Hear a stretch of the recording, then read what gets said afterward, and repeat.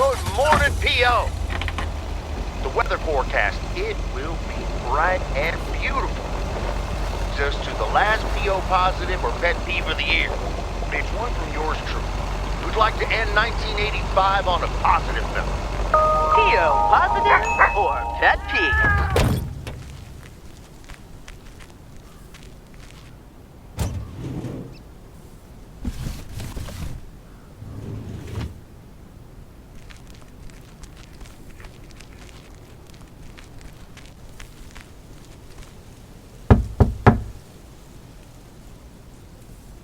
Another day, another dollar.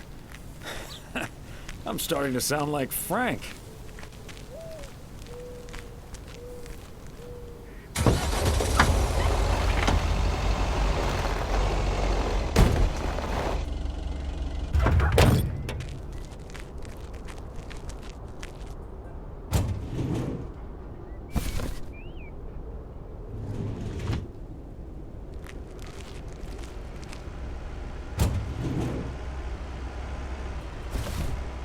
Okay, let's get this to its destination.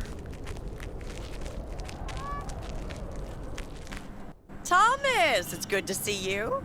Thanks again for the little chat we had yesterday evening. Don't mention it, Maureen. Was glad to help. I think I've made the right decision. But I guess some situations don't have a perfect solution. You'll find out tonight, Tohmas. We'll have a grand old time regardless.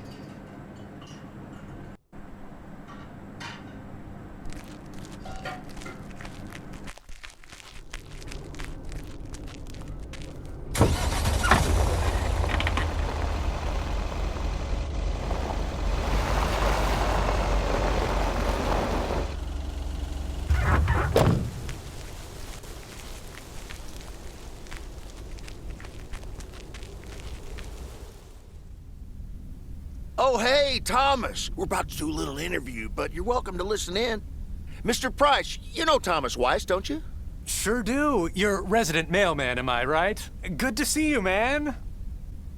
Hi, guys. Don't mind me. I'll just be a fly on the wall here. That was Open Sky by Velvet Moon, one of my favorites. Folks, we have a special treat for you today because I have a guest here at the Reynolds studio. You know that happens from time to time, but today it's a bona fide big shot. None other than KNW6's own newsman extraordinaire, Mr. Connor Price. Thanks for having me, Jack. Always nice to talk to a fellow broadcaster. Coming up on our 10th anniversary, Mr. Price. But you've been at KNW6 for longer than that, no? Yeah, it's been... Gosh, can you believe I started there way back in '66? As a segment producer on Portland Rise and Shine. Still remember the title of my first item, too. Is Poplin Still Poppin'? That's a great title. And yet, this is the first time you've come to Providence Oaks. First time staying a while, at any rate. So, Mr. Reynolds, how would you describe this town? Well, I'd say it's a... Hey! Wait a minute. Who's interviewing who here? I'll ask the questions, thank you very much. Apologies, my friend. Just can't help myself. Always chasing the story, me. It's the commitment I've made to our viewers. The price guarantee. So, what stories are you chasing here in P.O.? Oh, you know, just trying to capture the old couleur locale. I must say, the people here are very friendly, and I hope the feeling's mutual. Right, Thomas? That's Thomas the mailman over there. But never mind, he's not mic'd. Yes, and no, I'm not. You don't say. Because we happen to have a little section called P.O. Positive or Pet Peeve. You might have heard of it? Can't say I have, but I do like the alliteration. Well, Lucinda Boyle called in a pet peeve yesterday, saying you were quite rude to her when she asked you for an autograph. Well, I'm sure that was a misunderstanding. See, I must have been on a really tight schedule, because otherwise I'd do anything for a fan. That's... The price guarantee, right? Sure. Anyway, we'll be back with Connor Price, KNW 6-star reporter, right after this. What the hell, Jack? Ambushing me like that live on air? Relax, just joshing you a little. But I'll let you plug the heck out of this Oregon Trail thing you're filming. How's that? We'll make sure everyone in town fully cooperates with your crew in the home stretch. Well, speaking of the home stretch, I better get back to my job as a serious broadcaster. It's been real, pal. Can you believe this guy? Sheesh. Don't take it personally, Mr. Price. Jack's a swell guy. Huh. That's the thanks I get for stopping by amateur hour. Sorry you had to witness that, Thomas. Made for good radio, though, while it lasted anyway. I'll see you at Moe's tonight, yeah? You don't want to miss what Frank's been cooking up. Can't wait. See you there.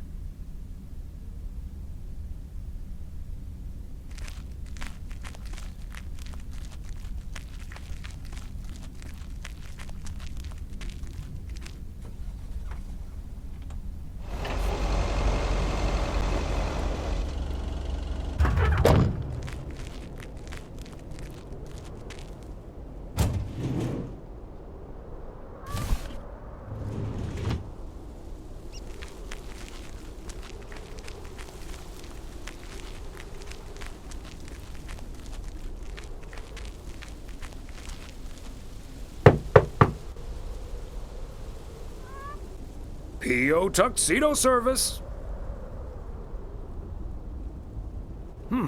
He's not in. I should probably leave it with Ilsa then. Room 9.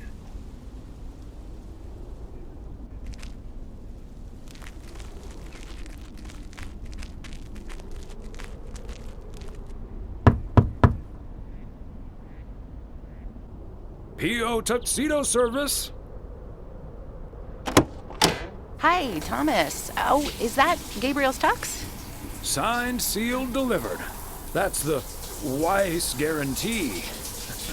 Okay, I'll take care of it. Thanks. Right then, I'll... I'm feeling fine, I'm feeling strong, it won't take long.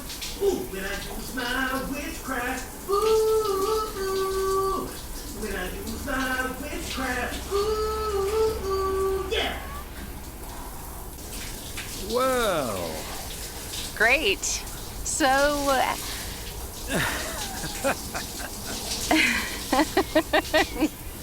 see you tonight at the diner.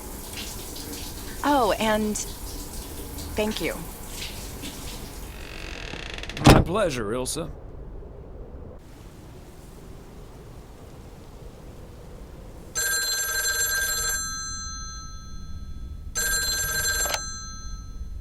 Hello? Hi, Meredith. It's the Weiss family again. We wanted to wish you a happy new year before we're going to Moe's. Hey, thanks. We've got a little over an hour left here before it's 1986. You'll watch out for those fireworks, won't you? They're so unpredictable. I will. I'll probably stay inside anyways. We've got 4 more hours to go, but Happy New Year!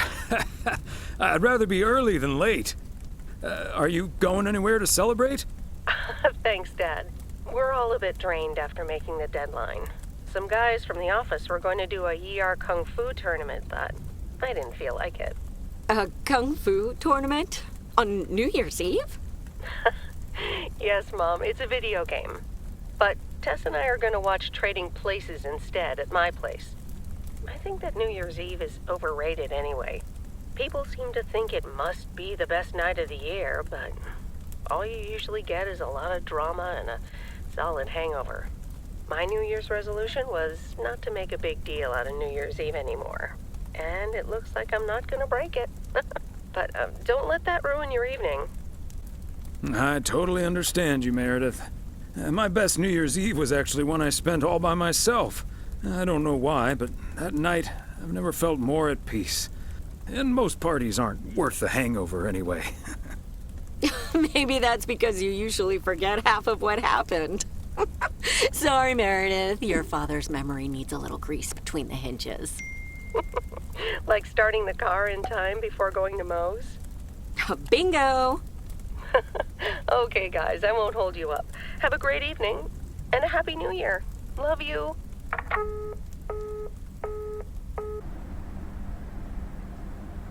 My beautiful people, may I have your attention for half a minute?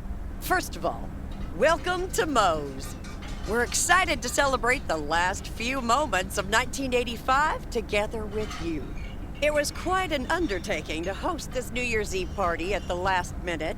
So if you feel like the snack situation isn't up to standard, you're right.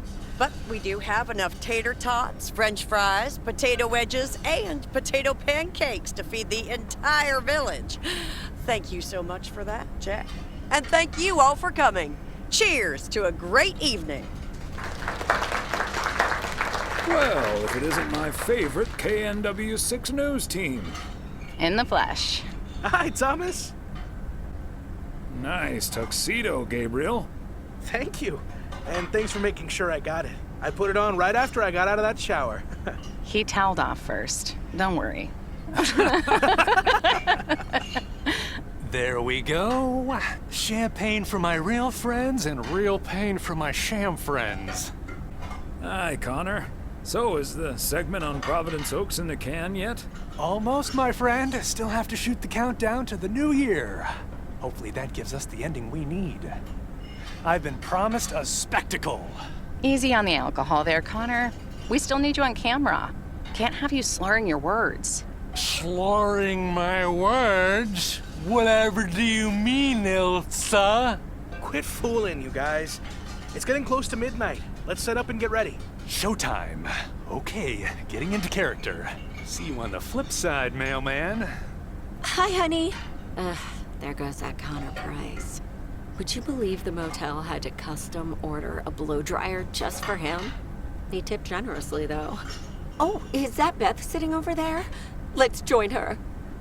Good evening, my dearest of friends. Almost time for Auld Lang Syne, eh? Did you know that Auld Lang Syne was written down by Robert Burns in the 18th century? And that he based it on an old Scottish folk song? He wrote it to a different melody than the one we sing today, but I have to say, I do like this version. And it's often sung after a special dinner where haggis is served. Would you believe? Honestly, Beth, I don't know how we'll get by without these fascinating facts when you're gone. Well, I will still be selling sets of encyclopedias at the store for a few more months if you need them. I'll cut you a nice deal. Only if you'll help load them into my truck. All joking aside, my friends, now that a new year is upon us, I feel a moment of thanks is in place. I know I've kept my situation from you for a while, but now that it's out in the open, I honestly don't know why I didn't share it with you sooner. Pride, I suppose. But I feel so much better now. So thank you, my friends. That's what we're here for. Glad we could be there for you, Beth. And thank you for opening us to it. We'll always be there for you. But you have to let us in first. I hope you remember that when you're in Georgia. Definitely. In fact, it's my new resolution for 1986. Along with letting go and seeing where life takes me. What about you, Emily? Any resolutions?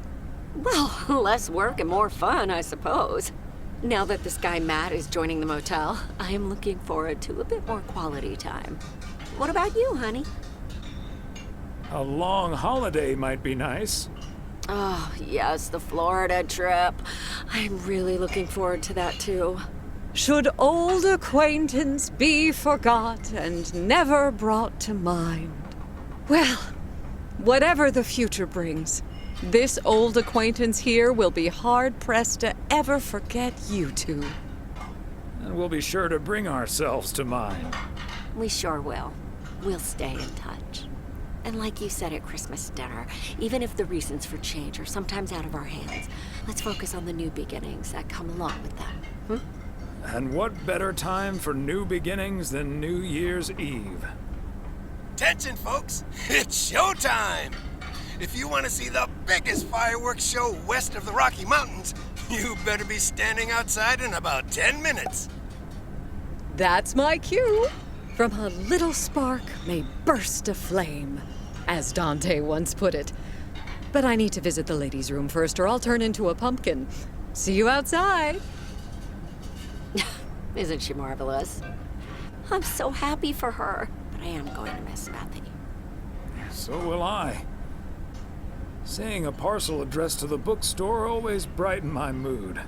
It makes me feel a bit melancholic. Even more than I usually am on New Year's Eve. This odd feeling of looking back and forward at the same time, and now I'm doing that over a much longer period than just the coming and going of the year.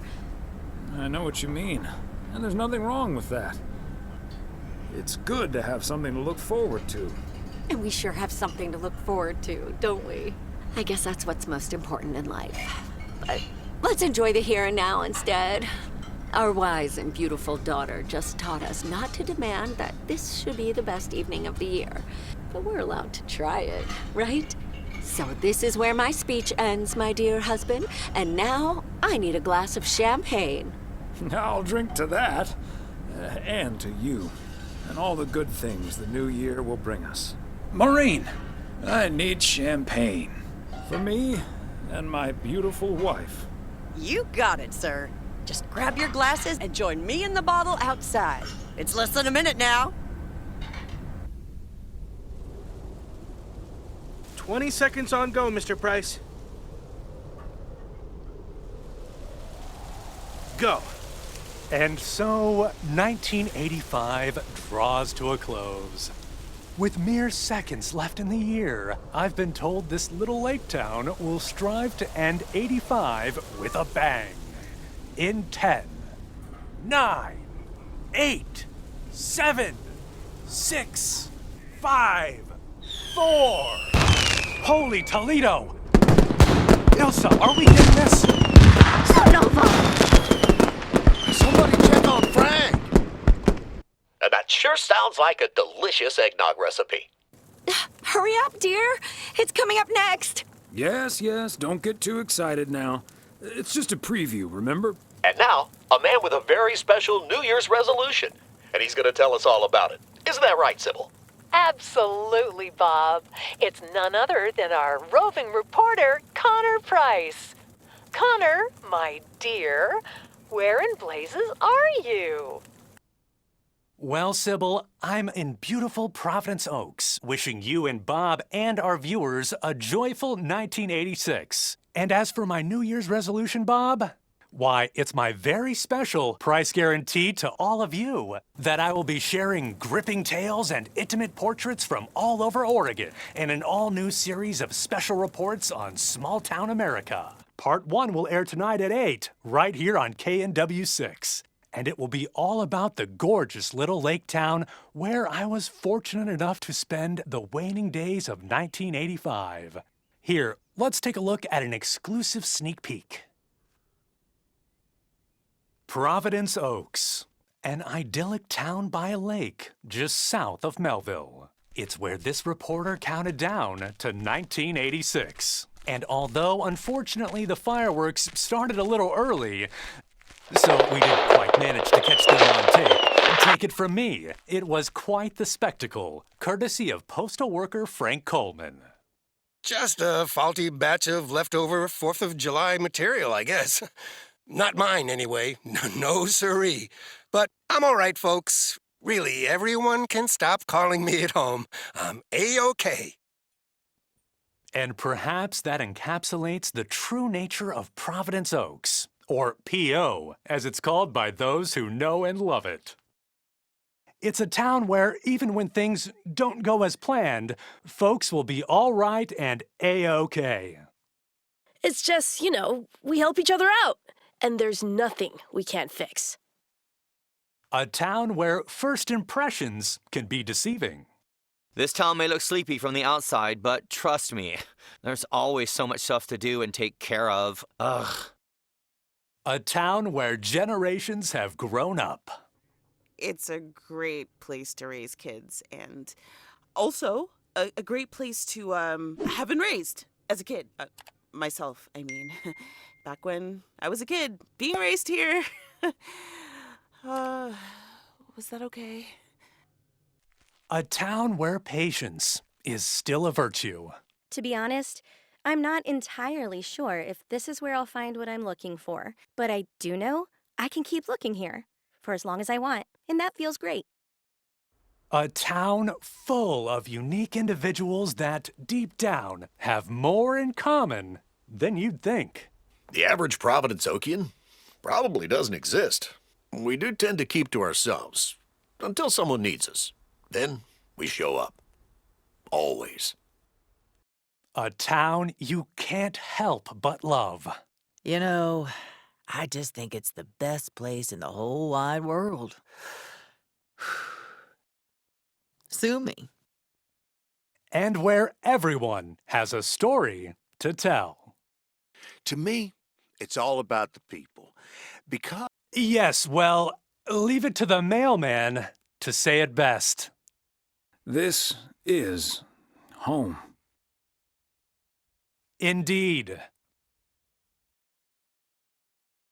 Providence Oaks, like so many other places in our great state of Oregon, is a small town with a big heart. This is Connor Price, KNW6, PO.